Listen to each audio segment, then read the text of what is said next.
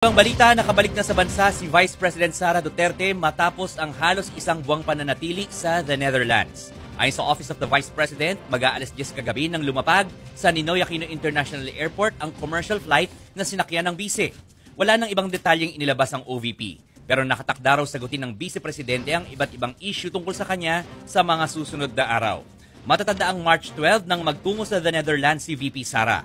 Halos isang buwan na natili roon ng bise para asikasuhin ang kaso ng kanyang amang si dating Pangulong Rodrigo Duterte na nakakulong sa International Criminal Court o ICC. Nakabalik na si Vice President Sara Duterte sa Pilipinas matapos bisitahin ang kanyang amang si dating Pangulong Rodrigo Duterte sa The Hague. Ayon sa Office of the Vice President, lumapag sa NAIA ang flight ng bise bago mag-alas 10 ng kagabi. Halos isang buwan din na natili si VP Sara sa the Netherlands para asikasuhin ang legal team ng dating Pangulo na nahaharap ngayon sa kasong Crimes Against Humanity sa International Criminal Court o ICC. Posibleng humarap sa media o maglabas ng pahayag si VP Sara sa mga susunod na araw. Tungkol naman ito sa mga isyu na kinakaharap ng kanyang pamilya at opisina. Welcome back po to our VP. Hindi ko alam kung bibigyan niya ako ng pasalubong. baka, syempre maganda nakabalik siya kasi nga paghahandaan na itong mga susunod na buwan. At in terms of yung biyahe niya, personal trip naman kasi talaga yun at naiintindihan pa namin. So welcome back po, ma'am. Well, I guess she should be prepared kasi when we were doing the hearings, parang they were actually asserting na mag-impeachment na lang, di ba? Para sa korte, pagdebatehan sa korte, ilatag yung mga ebidensya. So I think they should be. Digong, no? From his detention facility, dun sa hospital facility siya dinala. So ayun nga, nagpaalam si VP Sara, ang sabi sa amin nung taga-hukuman, tanging si VP Sara lang ang magkakaroon ng pagkakataon na makausap si Tatay Digong. So dinala siya doon sa detention facility. Papunta na kami doon, biglang nakita niya yung mga tao sa labas ng ICC. Sabi niya, Spokes, pwede bang maiwan ka? Sabihin mo sa kanila, babalik ako na alas 5, wag aalis. At babalik ako at i-address ko sila. So ako naman, syempre dahil nakita ko ang dami-daming tao, no, talagang lahat umaasa na kung hindi makita si Tatay Digong, makita mo lang si VP Sara, nagpaiwan ako. Kaya yun po yung mga pictures na nakita nyo nung unang araw pa lang sa ICC. No? At true to her form, matapos silang magkita ni Tatay Digong, siya ay nakipaghalubilo. No? Hindi lang siya karoon ng pagkakataon na mag-address sa ating mga Pilipino na sinabi niya na okay naman ang lagay ni Tatay Digong, na nandun siya sa kanyang hospital facility, doon sa detention facility at nagpapasalamat siya sa suporta ng mga Pilipino. Naku, nakita ko po talaga ang estilo ni VP Sara. Hindi talaga siya umalis hanggang lahat ng tao ay nakapag-picture-picture sa kanya. Mantakin nyo, dumating niya ng alas 5, siguro mga 8:30 na kami nakalabas. Dahil nga, hindi talaga siya umalis at nag-picture-picture. Tapos noon, dapat maghahapon na kami doon sa Filipino restaurant. Nagkahiwalay-hiwalay naman kami kasi alam niyo ba, yung panahon na narito si VP Sara na halos 3 linggo, hindi po yan kumuha ng kotse. Siya po'y nag-u-Uber, parang ordinaryong tao, at naglalakad. Ang sabi ko nga, ang KOJC may inupahang van para gamitin ni Inday Sara. Hindi niya ginamit at talagang naglalakad lang siya at nag-u-Uber na parang ordinaryong mamamayan. Kaya kung napapansin nyo, lalo akong pumayat kasi kailangan ko sabayan si VP Sara na maglakad. No? Sabi ko, wow, ano ba itong si VP Sara? Although, naririnig ko nga, nagrereklamo siya kasi naka-formal attire siya nung papunta ng hukuman, no? Naka-heels. No? Siyempre, mahirap maglakad ng heels. At saka sabi nga niya, naku, hindi ko na nararamdaman ng paa ko sa lamig. No?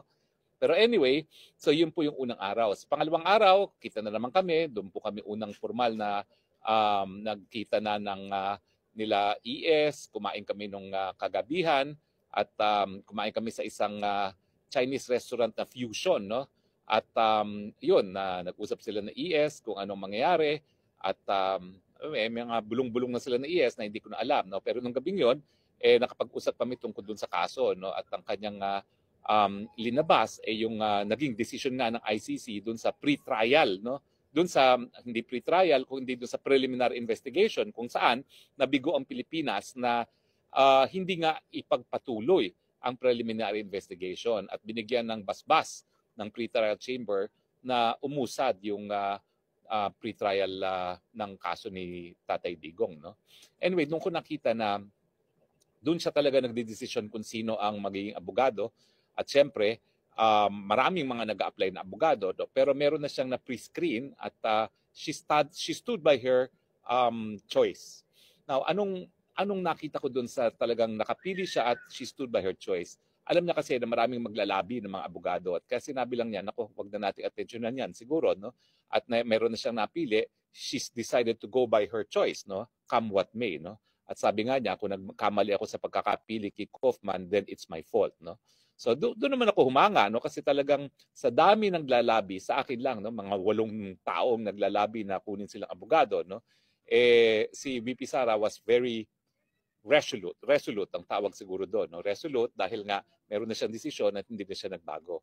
Sa pangatlong araw, nakita na namin si Hoffman na nanggaling sa Israel, fresh from his operation, at in-explain naman ni Hoffman kung ano yung mga magiging procedure, na yung nagawang first hearing naman, wala naman talaga yon dahil yan ay para lang ma-apprise o masabihan si Tatay Digong kung bakit siya naroroon. Binasahan siya kung hindi pa po yan hindi pa yan na arraignment. Sinabi lang kung ano yung mga paratang sa kanya at kung naintindihan niya yung mga paratang sa kanya, pero wala pa talagang mangyari sa susunod na araw. Now, viral at pinag-uusapan ngayon sa mundo ng social media. Ang di umano'y balita. Nakauwi na ng Pilipinas si Vice President Sara Duterte matapos ang halos 1 buwan na pananatili doon sa may The Hague sa Netherlands. Sa impormasyong nilabas ng Office of the Vice President, dumating ang pangalawang Pangulo sa Ninoy Aquino International Airport kahapon araw ng Linggo, Abril 6, bandang alas 9:56 ng gabi. Maalala kung nanatili si Vice President Sara Duterte sa may Netherlands simula noong Marso 12. Kasunod po yan ng pagkakaresto sa kanyang ama na si dating Pangulong Rodrigo Duterte na kasalukuyang nasa International Criminal Court o Detention Facility dahil sa kasong crimes against humanity. Nasaan na sa mga susunod na araw, maglalabas sa mga pahayag ang Vice Presidente sa ilan pang mahalagang usapin at mga isyong kinakarap nito ngayon. Batay po yan sa impormasyong inilabas ng Office of the Vice President. Raw ni dating Pangulong Rodrigo Duterte na bumalik sa Pilipinas sa lalong madaling panahon dahil sa kaniyang katandaan. Ito ang ibinahagi ni Vice President Sara Duterte sa mga media nitong nakalipas na araw matapos ang halos 1 oras na pag-uusap sa telepono sa kanyang ama habang siya ay nasa Scheveningen Prison sa The Hague, Netherlands. Ayon kay Vice President Sara, bagamat maganda ang kalagayan ng kanyang ama, paulit-ulit nitong binabanggit na gusto nitong makauwi na sa Pilipinas. Sinabi pa ng Vice Presidente na nauunawaan niya ang nararamdaman ng kanyang ama at patuloy nilang pinagtutulungan ng mga abogado ang kanyang kaso araw-araw. Sinisiguro din ng ikalawang Pangulo na may mga bumibisita sa dating Pangulo upang ipaliwanag ang mga hakbang na ginagawa nila. Nauna na ngang sinabi ni Attorney Nicholas Kaufman, ang abogado ng dating Pangulo, na plano nilang magsampa ng petisyon sa International Criminal Court para sa pansamantalang pagpapalaya sa dating Pangulo. Tungkol naman sa posibleng senaryo na maaprubahan ng petisyon, ngunit hindi sa Pilipinas dadalhin si Duterte, kundi sa ibang bansa na kasapi ng International Criminal Court. Sinabi pa ni Vice President Sara na ipinapaubayan na niya sa kanilang defense team ang pinakamahusay na legal strategy para rito.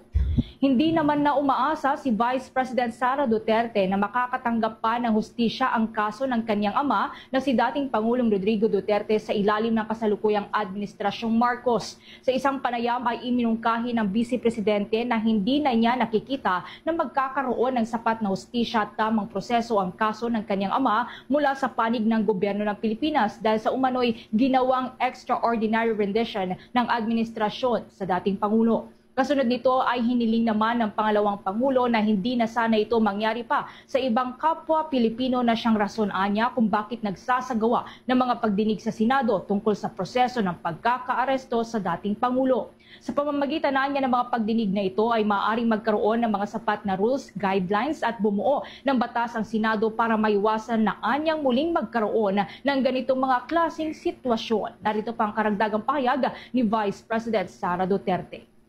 I'm not hopeful for the case of President Duterte getting justice from the government and the administration right now. But I hope that it will not happen again to another Filipino.